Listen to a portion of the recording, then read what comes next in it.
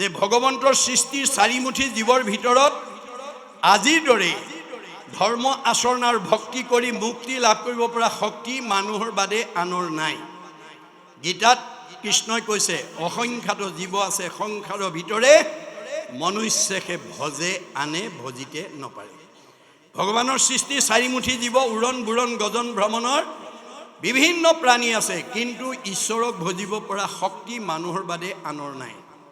এতিয়া আমি জীৱশ্ৰেষ্ঠ মানুহ হিচাপে যি জাতি জনগোষ্ঠীতেই জন্মগ্ৰহণ নকৰোঁ কিংবা পৃথিৱীৰ য'তেই জন্মগ্ৰহণ নকৰোঁ, আমি ঈশ্বৰক ভজিবই লাগিব। মনত ৰাখিব কথাটো।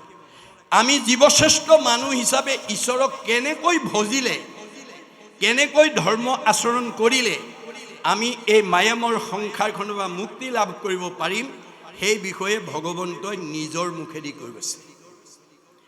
আন ধৰ্ম ঋষিৰ মুখে কৰাইলা বেকত, কহিলা আপোন মুখে নিজ ধৰ্ম যত। আন ধৰ্মবিলাক ঋষিবিলাকৰ মুখেদি কোৱাৰ কাৰণে নানা ঋষিৰ নানা মতে পৰীক্ষিতৰ মৃত্যু ভয় আঁতৰ কৰিব নোৱাৰিলে। অৱশেষত শুকদেৱে আহি ভগৱানৰ শ্ৰীমুখেদি কোৱা যিটো আমি জীৱশ্ৰেষ্ঠ মানুহ হিচাপে আমি যিটো ধৰ্ম আচৰণ কৰিলে এই মায়াময় সংসাৰৰ পৰা উদ্ধাৰ হ'ব পাৰিম, সেইটো ধৰ্ম ভগৱন্তৰ নিজৰ মুখেদি কৈ গৈছে দেই। সেইটোৱে হৈছে নাম ধৰ্ম, ভাগৱত ধৰ্ম, ভক্তি ধৰ্ম, যিটো আপোনালোকে 5 দিনীয়া কাৰ্যসূচীৰে অনুষ্ঠিত কৰিছে। এই ভাগৱত ধৰ্ম আহি শুকদেৱে 7 দিন 7 ৰাতি নীৰৱ নিচ্ছিন্নভাৱে পৰীক্ষিতক শ্ৰৱণ কৰোৱাৰ লগে লগে দ্বাদশ স্কন্ধ ভাগৱত শুনাৰ লগে লগে পৰীক্ষিতৰ ব্ৰহ্মজ্ঞান প্ৰাপ্ত হৈ গ'ল। মই যিটো মৃত্যু বুলি মৰিম বুলি ভয় কৰিছিলোঁ তাৰ দেখোন মৃত্যুৱেই নাই। অৰ্থাৎ আমাৰ জীৱৰ মৃত্যু নাই। মৃত্যু কাৰ আছে? দেহৰেহে ধৰ্ম জনম মৰণ। আমাৰ দেহটোৰহে জন্ম মৃত্যু আছে, জীৱৰ সংস্কাৰ আৰু গতি আছে। গতিকে আমাৰ জীৱটো গতি কেনেকুৱা হ'ব? গীতাত কৃষ্ণই অৰ্জুনক কৈছে যেন জোকে তৃণ পাৰিলে এৰয় অপৰ, জীৱৰ দেহৰ জানা সেহি পতন্তৰ। আমাৰ দেহত থকা জীৱটো চীনা জোকৰ লগত তুলনা কৰিছে। এটা চীনা জোকে মুখৰ আগত এডাল বন নোপোৱালৈকে পিছৰডাল এৰি নিদিয়ে। ঠিক তেনেকৈ আমাৰ দেহত থকা জীৱটোৱে আন এটা দেহ নোপোৱালৈকে এইটো দেহৰ পৰা ওলাই নাযায়। দ্বিতীয় এটা উপমা দিছে, যেন নৱ বস্ত্ৰক পুৰুষে পিন্ধে আগ, পুৰাতন বস্ত্ৰ পাছে কৰে পৰিত্যাগ। আপুনি ফটা চোলা এটা পিন্ধি আছিলে, বজাৰৰ পৰা নতুন এটা অনাৰ লগে লগে আমি পুৰণাটো পেলাই যেনেকৈ নতুনটো পিন্ধো, ঠিক তেনেকৈ আমাৰ দেহত থকা জীৱটোৱে এই পুৰণা দেহটো এৰি নতুন দেহলৈ গতি কৰিব। গতি দুটা হয়, ঊৰ্ধ্বগতি নহয় অধোগতি দেই। জীৱৰ গতি দুটা হয়, ঊৰ্ধ্বগতি নহয় অধোগতি। এতিয়া আপোনাৰ দেহত থকা জীৱটো আপুনি ওপৰলৈ পঠাবনে তললৈ পঠাব, সেইটো আপোনাৰ ওপৰত আছে দায়িত্ব। সেইকাৰণে দাৰ্শনিক পণ্ডিতে কৈছে you are the creator of your own destiny. আপোনাৰ ভাগ্যখন আপুনি নিজে গঢ় দিব লাগিব। আপোনাৰ পৰিয়ালটো আপুনি ভাল কৰিব লাগিব, আপোনাৰ ঘৰখন আপুনি ভাল কৰিব লাগিব, আপোনাৰ সমাজখন আপোনালোকে ভাল কৰিব, আনে আহি কৰিব নোৱাৰে। সেইকাৰণে মাধৱদেৱে ঘোষাত লিখি থৈ গৈছে আপুনি আপোনাৰ শত্ৰু, আপুনি আপোনাৰ মিত্ৰ, আপুনি আপোনাৰ ৰাখে মাৰে, হৰিক নভজি নৰে, আপুনি হুৱে নষ্ট, হৰি ভজি আপোনাক কোটাৰে। আজিৰ দৰে যদি আপোনালোকে ভাগৱত শুনি জীৱন্ত অৱস্থাত যদি দ্বাদশ স্কন্ধ ভাগৱত শুনিব পাৰে, আপোনালোক সংস্কাৰ হৈ যাব। সংস্কাৰী জীৱই জীয়াই থাকোঁতে শান্তি পাব, মৰিলে সদগতি পাব। আৰু ভাগৱত নুশুনা জীৱ মানে জীয়াই থাকোঁতে অশান্তি পাব, মৰিলে অধোগতি যাব। সি সংস্কাৰ হ'ব নোৱাৰে। আপুনি যিমান দামী কাপোৰেই নিপিন্ধক মলি পৰিবই, আৰু মলি গুচাবলৈ চাবোন বা চাৰ্ফ ব্যৱহাৰ কৰিবই লাগিব। আপুনি যদি দামী কাপোৰ পিন্ধিছোঁ বুলি চাবোন চাৰ্ফ ব্যৱহাৰ নকৰে, আপোনাৰ দামী কাপোৰখনৰ পৰা মলি নিজে আঁতৰ নহয়। ঠিক তেনেকৈ আপুনি 1 নম্বৰ লখিমী পুখুৰী জয়খান দাং গাঁৱৰ আটাইতকৈ ধনী মানুহ, আটাইতকৈ বিদ্যাৱন্ত, আটাইতকৈ সম্পদশালী, আটাইতকৈ জ্ঞানৱন্ত বুদ্ধি ভাবি নিজকে যদি গাঁওখনৰ ভিতৰত ওপৰত বুলি ভাবি এই 5 দিনীয়া কাৰ্যসূচীলৈ যদি ভাগৱত শুনিবলৈ নাহে, তেতিয়া সেইটো জীৱই কেতিয়াও সংস্কাৰ হ'ব নোৱাৰিব। এইটো কেৱল ধৰ্ম দৰ্শন নহয়, বিজ্ঞানেও স্বীকাৰ কৰিছে যে আমাৰ পৃথিৱীৰ উপৰিভাগত যি বায়ুমণ্ডল আছে তাক বিজ্ঞানে ঘনত্বৰ ওপৰত নিৰ্ভৰ কৰি প্ৰধানকৈ 3টা ভাগত বিভক্ত কৰি দেখুৱাইছে, 3টা স্তৰত ভাগ কৰি দেখুৱাইছে। টপস্ফিয়াৰ, টেটস্ফিয়াৰ, আইনস্ফিয়াৰ। আইনস্ফিয়াৰক আটাইতকৈ ওপৰৰ স্তৰ বৈতৰণী নদী বুলি কল্পনা কৰা হৈছে। ভাগৱত শুনা জীৱ ইমান নিৰ্মল হৈ যাব, প্ৰয়াণৰ পিছত ৰকেটৰ দৰে 3টা লেয়াৰ ভেদ কৰি 14 ব্ৰহ্মাণ্ডৰ বাহিৰত মানে শুদ্ধ জীৱ ভকতৰ কাৰণে নিৰ্মাণ কৰি থোৱা বৈকুণ্ঠত অৱস্থান কৰিব আৰু ঘূৰি আহিব নালাগে। মনত ৰাখিব, ভাগৱত শুনিবলৈ কিয় আহিব লাগে? জন্ম ৰহিত হ'বৰ কাৰণে। ভাগৱত শুনা জীৱ আৰু ঘূৰি থাকিব নালাগে। ভাগৱত নুশুনা জীৱ যিমান ধনৱন্ত, বিদ্যাৱন্ত, শ্ৰীমন্ত, সম্পদশালী নহওক কিম্বা এই 3টা লেয়াৰৰ ভিতৰতে ঘূৰি থাকিব লাগিব। পুনৰপি জনমম পুনৰপি মৰণম, পুনৰপি জনমম পুনৰপি মৰণম হৈ ঘূৰি থাকিব লাগিব। গতিকে আমাৰ ভাগৱতে আমাক সংস্কাৰ কৰি দিব, জীৱ সংস্কাৰী হৈ যাব। সেইকাৰণে আপোনালোকৰ ইয়াত আজি অংশগ্ৰহণ কৰা প্ৰতি গাঁৱৰ ৰাইজে মনতে ভাবি যাব যে আমিও প্ৰতি বছৰে এনেকুৱা অনুষ্ঠান এটা পাতিম। কিন্তু আজি 5 দিনীয়া কাৰ্যসূচীৰে এইখন গাঁৱে যে ভাগৱত পাতিবলৈ সমৰ্থ হৈছে, এয়া ঈশ্বৰৰ কৃপা। ভাগৱতত কৈছে, শতকোটি জন্মান্তৰে হুৱে মহাভাগ, নৰহৰি ৰকজীৱে তেবে পাৱে লাগ, তাতো যেবে মূৰ দায়া ভৈল যাক প্ৰতি, সেহিহে কৰিব পাৰে আমাতো ভকতি। আজি আপোনালোকৰ এই গাঁওখনৰ 1 নম্বৰ লখিমী পুখুৰী গাঁৱৰ ওপৰত ভগৱন্তৰ কৃপা পৰাৰ কাৰণেহে 5 দিনীয়া কাৰ্যসূচীৰে এনেকুৱা মহৎ কাৰ্যসূচী কৰিব পাৰিছে। আপোনালোকৰ গাঁৱতকৈ বহুত ধনী গাঁও থাকিব পাৰে, বহুত বিদ্যাৱন্ত গাঁও থাকিব পাৰে, কিন্তু এনেকুৱা পবিত্ৰ অনুষ্ঠান চবেই পাতিব নোৱাৰে। ভগৱানৰ কৃপা লাগিব আৰু ভাবিব লাগিব দেই। ভাবেন লভতে সৰ্বম, ভাবিব পাৰিলে আপুনি সকলো ভগৱানৰ পৰা আদায় কৰিব পাৰিব। ভাবেন দেৱ দৰ্শনম, ভাবিব পাৰিলে দেৱতা দৰ্শন কৰিব পাৰিব। ভাবেন লভতে পৰম জ্ঞানম, ভাবিব পাৰিলে পৰম জ্ঞানৰ অধিকাৰী হ'ব পাৰিব। তস্মাৎ ভাৱ অৱলম্বনম, আমি ভাবিবলৈ শিকিব লাগে। ভগৱন্ত চবৰে হৃদয়তে আছে, সমস্ত ভূতৰে মই আছো হৃদয়ত। কিয়? যাদৃশী ভাৱনা জৈস সিদ্ধি ভৱতি তাদৃশী। যোনে যেনেকৈ ভাবে তেওঁৰ মনৰ ভাৱনা তেনেকৈ পূৰণ কৰিবৰ কাৰণে মই হৃদয়তে আছোঁ। এতিয়া ভগৱানে কৈছে, তোমাক ল'ৰা লাগিলে ল'ৰা দিম, ছোৱালী লাগিলে ছোৱালী দিম। কিন্তু মোৰ পৰা কেনেকৈ ল'ৰা ছোৱালী বিচাৰিব লাগে মই ভাগৱতত নিয়ম লিখি থৈ আহিছোঁ। ভাগৱত শুনি নিয়মটো জানি ল'বা, নহ'লে পুথিগত ডিগ্ৰীত বহুত ডিগ্ৰীধাৰী হ'ব পাৰিবা, বহুত উচ্চপদস্থ বিষয়ত চাকৰি কৰিব পাৰিবা, কিন্তু তোমাৰ মনৰ কামনা আমাৰ বাঞ্ছিত ফলৰ পৰা বঞ্চিত হৈ থাকিবা। আমাৰ পুথিগত ডিগ্ৰীয়ে, পাৰ্থিৱ স্বচ্ছলতাই আমাৰ মনৰ কামনা পূৰণ কৰিব নোৱাৰে। আজি আপোনালোকে বাস্তৱত দেখিছে, বহুত শিক্ষিত মানুহ, বহুত উচ্চপদস্থ বিষয়ত চাকৰি কৰা মানুহ বাঞ্ছিত ফলৰ পৰা বঞ্চিত হৈ আছে। লাগে এটা ল'ৰা, পাই এজনী ছোৱালী। আগৰ 3জনী ছোৱালী, 4 নম্বৰটো ল'ৰা হ'ব বুলি ভাবি আছিল, ছোৱালীয়ে হ'ল। যাৰ কাৰণে দাম্পত্য জীৱনত সংঘাত আহিছে, ডিভোৰ্চ পৰ্যন্ত হৈছে। মনত ৰাখিব কথাটো, এইবোৰ আপোনালোকে মিডিয়াত দেখি আছে। কিন্তু তেওঁলোকে আচল দুখটো ক'ত? তেওঁলোকে ভাগৱতৰ দৰ্শন নাজানে, ভাগৱত পঢ়া নাই, ভাগৱত শুনা নাই, ভাগৱতৰ কথা জনা নাই, যাৰ কাৰণে তেওঁলোকে বাঞ্ছিত ফলৰ পৰা বঞ্চিত হৈ থাকে। কিন্তু ভগৱানে কৈছে, তোমাক ল'ৰা লাগিলে ল'ৰা দিম, ছোৱালী লাগিলে ছোৱালী দিম। মোৰ পৰা কেনেকৈ বিচাৰিব লাগে তুমি বিচাৰি ল'বা। মই ভাগৱতত এই নিয়ম লিখি থৈছোঁ। মই সকলোৰে হৃদয়তে কল্পতৰ বৃক্ষৰূপে আছোঁ। কল্পতৰ বৃক্ষ কাক কয়? যি বস্তু বিচাৰে তাকে দিব পৰা শক্তি যিজোপা গছৰ আছে, সেইজোপা গছক কল্পতৰ বৃক্ষ বুলি কয়।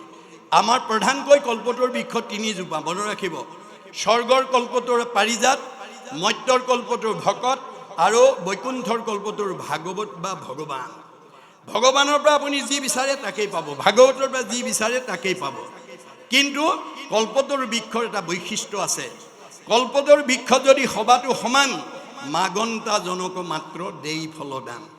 কল্পতৰ বৃক্ষ যদিও সকলোকে সমান দিব পৰা ক্ষমতা আছে, নিবিচৰাজনক উপজাচি নিদিয়ে। আপুনি তেওঁৰ পৰা বিচাৰিব লাগে, ল'ৰা লাগে নে ছোৱালী লাগে, আপোনাক ল'ৰা লাগে নে ছোৱালী লাগে। আপোনালোকে এই কথাখিনি শিকি ল'ব লাগিব। আজি বহুত দম্পতীয়ে এই কথাবোৰ নাজানে। আমাৰ দাৰ্শনিক পণ্ডিত, শিক্ষাবিদ পণ্ডিত, মনস্তাত্ত্বিক পণ্ডিত আৰু শংকৰদেৱে আমাক সময় বান্ধি দিছে। সূৰ্য উদয়ৰ পৰা সূৰ্যাস্তলৈ 4 পহৰ, সূৰ্যাস্তৰ পৰা পুনৰ সূৰ্য উদয় হ'লে 4 পহৰ, অষ্ট পহৰত 24 ঘণ্টা হয়, এটা পহৰত 3 ঘণ্টা গৈ থাকে। আমাৰ নৱদম্পতীয়ে মনে ভবা সন্তানৰ পিতৃ মাতৃ হ'বলৈ কোনটো পহৰত যাব লাগে আজি বহুতে নাজানে। মনত ৰাখিব, আমাৰ দাৰ্শনিক পণ্ডিতে দেখাইছে যে সূৰ্য উদয়ৰ পৰা সূৰ্যাস্তলৈ এই 4 পহৰত অৰ্থাৎ দিবা সময়ত আমাৰ কোনো দম্পতী সৃষ্টি কাৰ্যত আগ নাবাঢ়ে বা বাঢ়িব নালাগে। আমি কেতিয়া আগবাঢ়িব লাগিব? সূৰ্য অস্ত যোৱাৰ পৰা পুনৰ সূৰ্য উদয় হোৱালৈ 4 পহৰত। তাৰে প্ৰথম 2টা পহৰ বাদ দিবলৈ কৈছে। কোনে? বিজ্ঞানে। কিয়? আমি খোৱা আহাৰটো ব্ৰহ্মলৈ ৰূপান্তৰ হ'বলৈ কমেও 6 ঘণ্টা সময় লাগে। আমি আহাৰ খালে প্ৰথমতে ৰসৰ পৰা তেজ, তেজৰ পৰা মাংস, মাংসৰ পৰা মেদৰ পৰা হাড়ৰ পৰা মজ্জাৰ পৰা শুক্ৰৰ পৰা সন্তান। গতিকে 2টা পহৰ বাদ দি ল'ব লাগিব। 3য় আৰু 4ৰ্থ পহৰত আগবাঢ়িব লাগিব। কেনেকৈ? পুৰুষ প্ৰকৃতি হবা একমতি, তেহে সিজিব হৰিত ভকতি। স্বামী স্ত্ৰী 2জন একমনা হৈ ল'ব লাগিব যে আপোনালোকৰ দাম্পত্য জীৱনত প্ৰথম বা দ্বিতীয় সন্তানটো ল'ৰা লাগে নে ছোৱালী লাগে, আৰু কেনেকুৱা গুণৰ লাগে। ডাক্তৰ লাগে নে, ইঞ্জিনিয়াৰ লাগে নে, প্ৰবক্তা লাগে নে, অধিবক্তা লাগে নে, বুদ্ধিজীৱী লাগে নে, জ্ঞানী লাগে নে, মানি লাগে নে, সন্ত লাগে নে, মহন্ত লাগে নে, ভক্ত লাগে নে, বৈষ্ণৱ লাগে নে, সাধু লাগে। কোনটো গুণৰ ল'ৰা ছোৱালী বিচাৰিছে আপোনাৰ 2জনে আলোচনা কৰি ল'ব লাগিব। কৰি সেই ভাৱনাটো যথা সময়ত 2জনে নিবেদন কৰিব লাগিব। তেতিয়া ভাবেন লভতে সৰ্বম। তেতিয়া ভাবিব পাৰিলে আমি সকলো ভগৱানৰ পৰা আদায় কৰিম। সেইকাৰণে আমাৰ গুৰুজনাৰ দৰ্শন, ভাগৱতৰ দৰ্শনটো হৈছে যে আজি আমি এই ভাগৱত শুনিবলৈ 60-70 বছৰীয়া বয়সৰ সকলতকৈ ডেকা গাভৰু আৰু নৱদম্পতীসকল বেছিকৈ আহিব লাগে। কিয়? তেওঁলোকৰ সৃষ্টিৰ সময় আছে। আজি যিসকল ডেকা গাভৰু হৈ আছে, কাইলৈ তেওঁলোকে সংসাৰ কৰিব লাগিব, এইটো প্ৰকৃতিৰ নিয়ম। কিন্তু কিয় সংসাৰ কৰিব লাগে আজি আমাৰ বহুত দম্পতীয়ে নাজানে। এয়া ঋষি মুনিৰ প্ৰশ্ন। কিম অৰ্থে বিবাহম, আমি কিয় বিয়া পাতিব লাগে? আজি আমাৰ বহুত ডেকা গাভৰু সুধিলে ক'ব নোৱাৰে কিয় বিয়া পাতিব লাগে।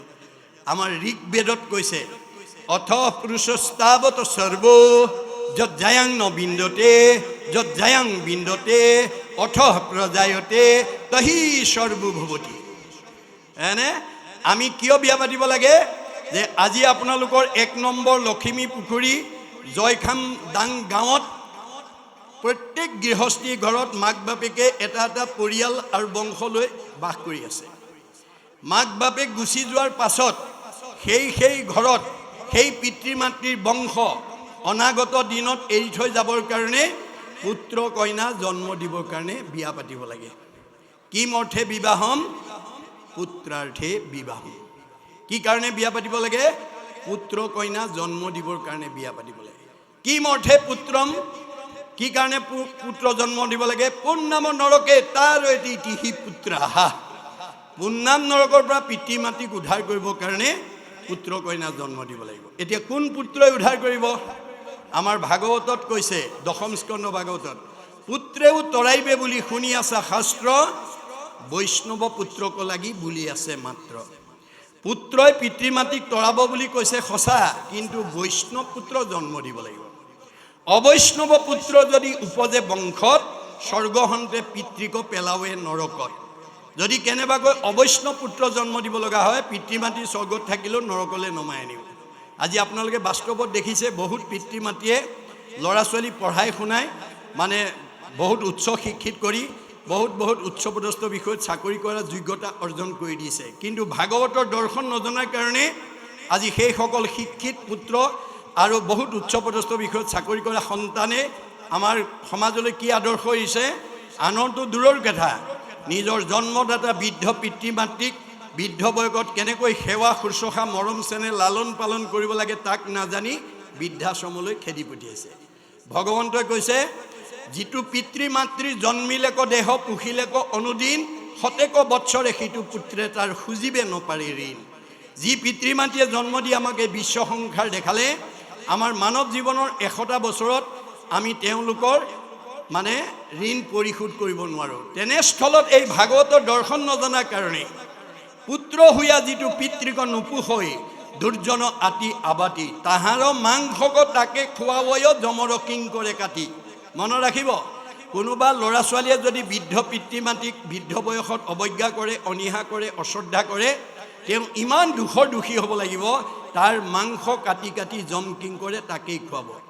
অকল সিমানেই নহয়, বৃদ্ধ পিতৃ মাতৃ গুৰু বন্ধুজন নোপোষে পিতৃ পুত্ৰক, নিঃশ্বাস কাৰণতে জীৱনতে থাকোঁতে জানিবা সিটো মৃতক। বৃদ্ধ পিতৃ মাতৃক অৱজ্ঞা কৰা সন্তান যদিও উশাহ নিশাহ লৈ জীয়াই আছে, তেওঁ জীয়াতেই মৰা, তেওঁ জীয়াতেই মৰা। গতিকে আমি জীয়াতে মৰা সন্তান হৈ যাতে সমাজত পৰিচয় দিব লগা নহয়, বা আমি জীয়াতে যাতে মৰা সন্তান জন্ম দিব লগা নহয়, তাৰ কাৰণে আপোনালোকে ভাগৱত শুনি ল'ব লাগিব। ভাগৱত নুশুনা কোনো পিতৃ মাতৃয়ে মানে সৎ সন্তানৰ পিতৃ মাতৃ হ'ব নোৱাৰে। এইটো ভাগৱতে কৈ আছে দেই, ভাগৱতে কৈ আছে। গতিকে আমাৰ ভাগৱত সেইকাৰণেই আমি শুনিবলৈ আহিব লাগিব। ভাগৱত নুশুনা মানুহে কেতিয়াও এই নিয়মবিলাক নাজানে। এতিয়া যিজন মানে ব্যাসক ভগৱন্তই বিদগ্ধ পণ্ডিত, বেদজ্ঞ শাস্ত্ৰজ্ঞ টীকালজ্ঞ, ধ্যানত ভগৱানক সাক্ষাৎ কৰিব পৰা যোগ্য ব্যক্তি কৰি জন্ম দিছিল, সেইজনো অভিশপ্ত হৈ গ'ল। কেনেকৈ? প্ৰথম স্কন্ধ ভাগৱতত দেখুৱাইছে, দিনেক পূৰ্বতে পৰা সৰসূত ঋষি, বদৰিকা শ্ৰমত আচন্ত ব্যাস বসী। কেনেকৈ আছে? উগুল থুগুল মন নাহি সুখ শান্তি, নপান্ত উপায় একো মনে গুণী গান্ধী। যে তেওঁ উগুল থুগুল মন এটা লৈ আছে, কিয় সেই বেয়া উগুল থুগুল ভাৱটোৱে তেওঁ মনত প্ৰতিক্ৰিয়া কৰিছে, ভাবি চিন্তি উত্তৰ বিচাৰি পোৱা নাই। ফলত কি হ'ল? অধু মুখে আছে বসী হুয়া নিশবদ, সেই বেলা দৈত্যে আহি মিলিল নাৰদ। তেওঁ তললৈ মূৰ কৰি মন মাৰি বহি আছে। সেই সময়তে ভগৱানে নাৰদক পঠাই দিছে, যোৱা, মোৰ ভকত বিপদত পৰিছে, ক'ত ভুল হৈ গৈছে আঙুলিয়াই দিয়া। নাৰদ আহি গ'ল, হাতে বিনা যন্ত মুখে ৰাম নাম, হৃদয়ত কৃষ্ণ মূৰ্তি স্ফূৰ্তি অবিশ্ৰাম। নাৰায়ণ নাৰায়ণ আহি গ'ল। নাৰদক আনন্দ মূৰ্তি দেখাৰ লগে লগে ব্যাস সচকিত হৈ, আহা আহা দেৱঋষি, পাদ্য অৰ্ঘ আচমনি লৈ আসনত বহুৱাই উদ্দেশ্য ব্যাখ্যা সুধিছে। পাদ্য অৰ্ঘ দুটা শব্দ প্ৰয়োগ কৰিছে। পাদ্য মানে ভৰি ধোৱা পানী, আৰু অৰ্ঘ মানে মুখ ধোৱা পানী। আমি ভকত বৈষ্ণৱক ভৰি ধোৱা পানীৰেই মুখ ধুবলৈ দিব নালাগে।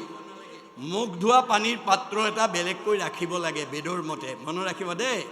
আমাৰ এতিয়া বহুতে সংস্কাৰ হৈছে, বহুতে জনা নাই কাৰণে আগৰ দৰে আছে। এইবিলাক আমি সংস্কাৰ হ'ব লাগিব।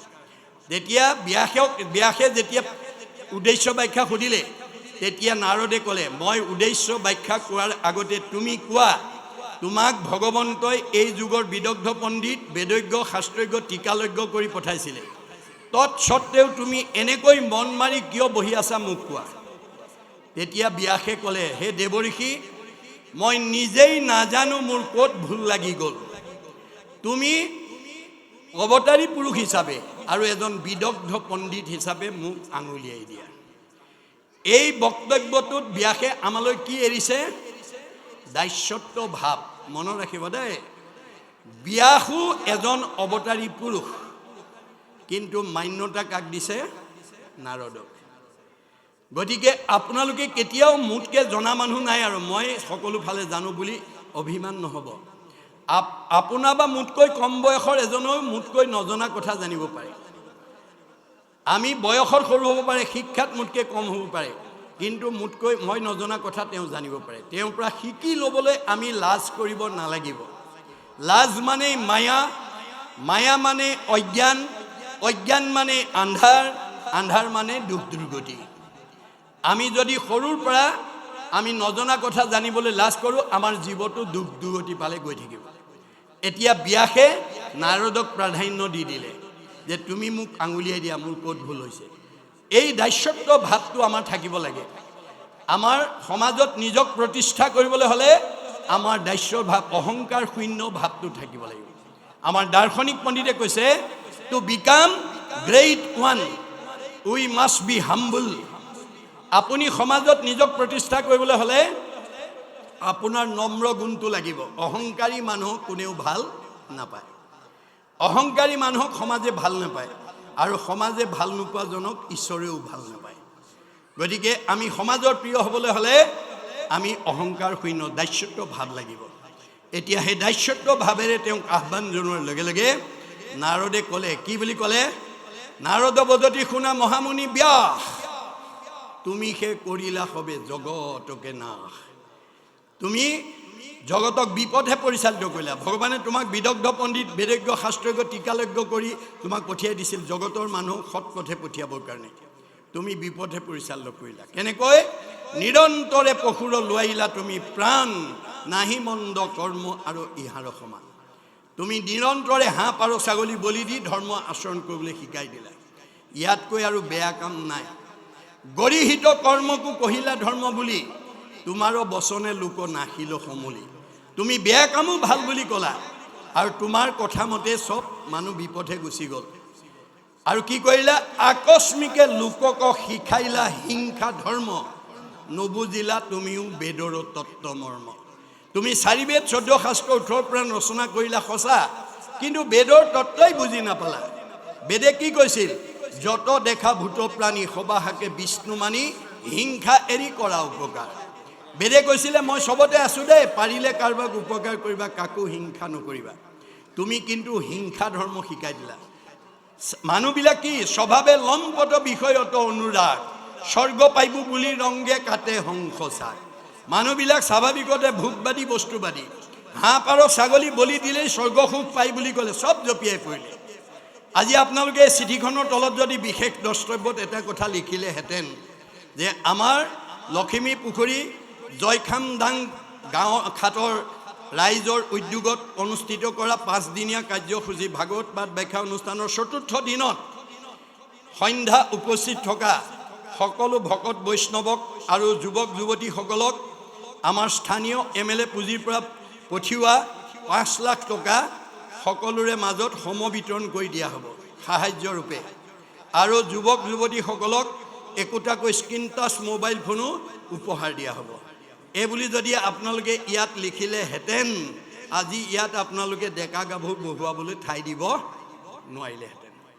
মানুহবিলাক স্বাভাৱিকতে ভোগবাদী, বস্তুবাদী। হাঁহ পাৰ ছাগলী বলি দিলে স্বৰ্গ সুখ পাই বুলি কৈ দিলে, চব জঁপিয়াই পৰিলে। ফলত কি হ'ল? সিজিল তোমাৰ ঋষি পৰম অন্যায়, নাহি সুস্থ চিত্ত তব সেহি অভিপ্ৰায়। তুমি মানুহক ভুল পথে পৰিচালিত কৰিলা, সেইকাৰণে তুমি অসন্তুষ্টত ভুগিব লগা হৈছে। তেতিয়া ব্যাসে সুধিলে, দেৱঋষি উপায়? উপায় এটা আছে। মূৰ উপদেশে কৰা ভাগৱত শাস্ত্ৰ, প্ৰচাৰক গোবিন্দৰ গুণনাম মাত্ৰ। মোৰ উপদেশ মনে তুমি এতিয়া ভাগৱত শাস্ত্ৰ প্ৰণয়ন কৰা। 17খন পুৰাণত তুমি যি ভুল পথ দিলা, সূৰ্য পুৰাণ ভাগৱতৰ দ্বাৰা তাক উচ্ছেদ কৰি দিয়া। তোমাৰ হাতেৰে ৰোৱা পুলিটো তুমি নিজৰ হাতেৰে উভালি দিয়া। আনে উভালিবলৈ গ'লে নামানিব। যদি জ্ঞানী গণে তাকো কৰে নিবাৰণ, আউৰ তাৰ বচন নমানে একোজন। বোলে উপালম্ভ কৰি বচন খণ্ডিত, ব্যাসতো অধিক ভৰিলে এহেন্তে পণ্ডিত। এওঁ আকৌ ব্যাসতকৈ পণ্ডিত আহিল বুলি উপহাসে কৰিব।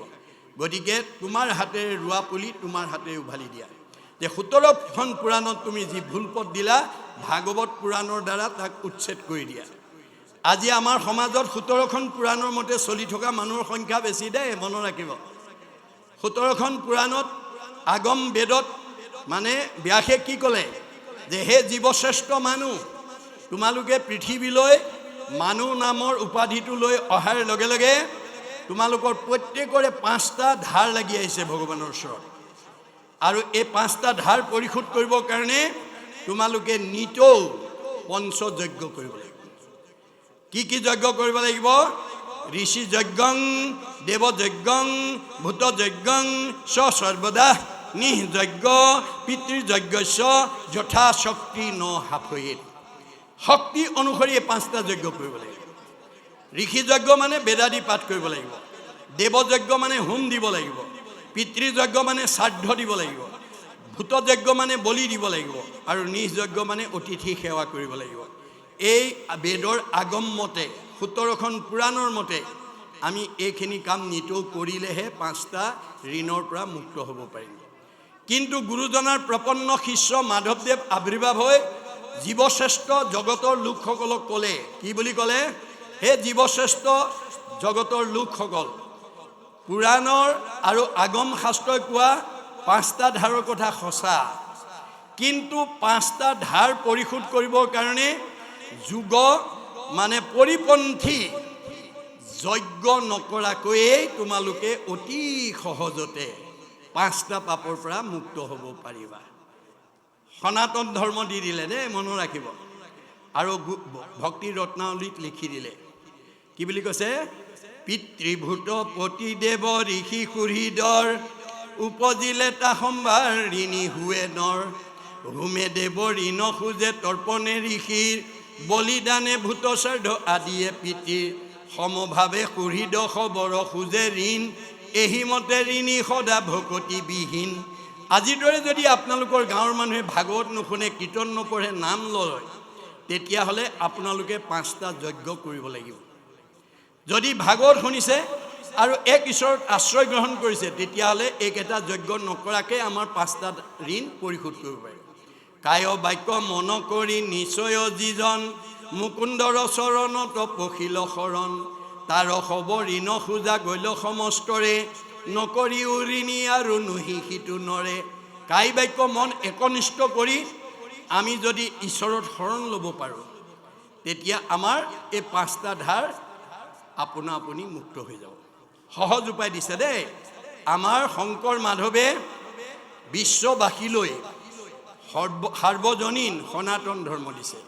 এই ভাগৱতৰ মাজেদি শংকৰদেৱ যদিও অসম মাতৃৰ বুকুত আৱিৰ্ভাৱ হৈছে, মাধৱদেৱ যদিও অসম মাতৃৰ বুকুত আৱিৰ্ভাৱ হৈছে, এই দুজনা মহাপুৰুষে কেৱল অসমৰ ভাৰতৰ সংঘ, অনাসংঘৰ বামুণীয়া কীৰ্তনীয়া সত্ৰ সমাজৰ কাৰণে আহ্বান জনোৱা নাই। ভাগৱতৰ মাজেদি তেওঁ বিশ্ববাসীক আহ্বান জনাইছে। কি বুলি কৈছে? উবা নৰলোক হৰি ভজি উক, ধৰা ইটো উপদেশ, এৰা আলজাল জীৱা কতকাল, জৰা ভৈল পৰবেশ। গোটেই জগতবাসীক আহ্বান জনাইছে। উবা অসমৰ মানুহ, ভাৰতৰ মানুহ, সংঘৰ মানুহ, অনাসংঘৰ মানুহ, কীৰ্তনীয়া ভাগৱতীয়া মানুহ বুলি কোৱা নাই। যিটো আহ্বানৰ ওপৰত সঁহাৰি জনাই মানে মহামানৱ মহাত্মা গান্ধীয়ে এটা মন্তব্য কৰি থৈ গৈছে। কি বুলি? What Sankardev was alone able to do, nowadays the whole army of the English knowing people cannot do. বিশ্বত এতিয়ালৈকে যিমানবিলাক গুৰু আৱিৰ্ভাৱ হ'ল, শংকৰদেৱে বিশ্ববাসীৰ কাৰণে যিমান অমূল্য অৱদান দি থৈ গৈছে, পৃথিৱীত কোনো গুৰুৱে সিমান অৱদান দিব পৰা নাই। আৰু সেইজন গুৰু অসম মাতৃৰ বুকুত আৱিৰ্ভাৱ হোৱাৰ কাৰণে অসমবাসীক তেওঁ ভূয়সী প্ৰশংসা কৰি থৈ গৈছে। কি বুলি? Assamese indeed fortunate for Sankardev has 5 centuries back given to Assamese people an ideal which is also my ideal of Ram ৰাজ্য। মই যিখন ৰাম ৰাজ্য অসমত প্ৰতিষ্ঠা কৰাৰ মানস কৰি আহিছিলোঁ, শংকৰদেৱে 500 বছৰ পূৰ্বতে সেই ৰাম ৰাজ্য অসমত প্ৰতিষ্ঠা কৰি থৈ গৈছে। অসমবাসী সঁচাকৈয়ে ভাগ্যৱান।